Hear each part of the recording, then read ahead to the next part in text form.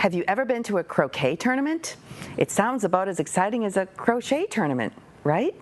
Well, the Duxbury Rural and Historical Society found a way to breathe some life into the idea as they held their 4th annual croquet tournament at the King Caesar House recently. Our own Brian Sullivan was there for the creative white shirt affair.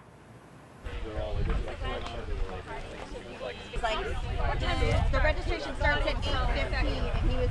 If you were expecting to see Jay Gatsby, Daisy Buchanan, Nick Carraway, or at least their lookalikes, you would have been in the right place at a recent gathering in Duxbury.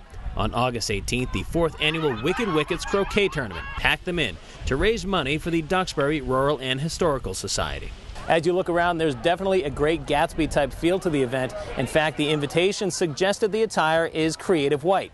Well, my creative white is cream. It's the best I could do. Everybody seemed to have a lot of fun getting dressed up, and of course, it's all for a good cause. This is to benefit the Duxbury Historical Society. They're the ones who take care of this beautiful house, the King Caesar House. They have 4 houses in town, and this is one of their biggest events, and it's so much fun because if you just look around, it's kind of like we're in a movie right now. It's crazy. That's Regan Peterman. She co-chaired the event this year after winning last year's tournament.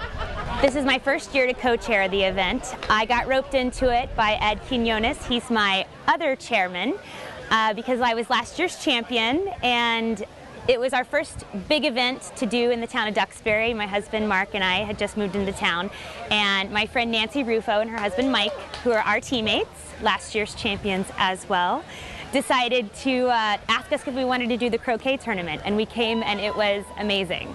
While the bumpy, uneven lawn at the King Caesar House may not have measured up to professional-grade croquet standards, they did still bring in a couple of experts to explain the ins and outs of the fast-paced croquet game being played this afternoon. Bob Kroger has been playing croquet for 51 years and has won several tournaments, so it's safe to say that puts him in the expert category. I'm the event director. I know the version of the game that is most appropriate for a wonderful event such as this.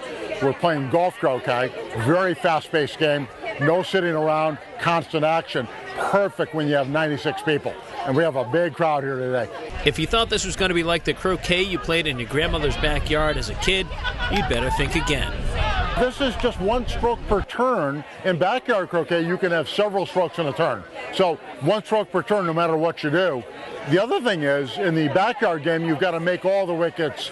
Here, only 1 ball has to make the contested wicket, then everyone goes to the next. It's very much like Ryder Cup golf.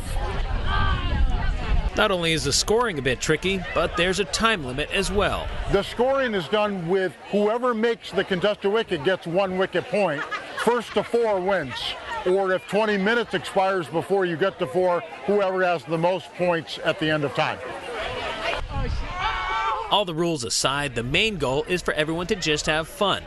Erin McGough is the executive director of the Duxbury Rural and Historical Society. She explains why they picked croquet to begin with for the fundraising event.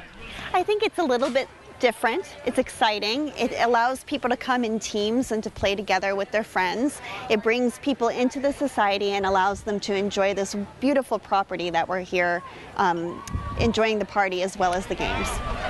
The games carried on until the early evening before they eventually had a shootout between the top teams to decide who would be this year's tournament champion.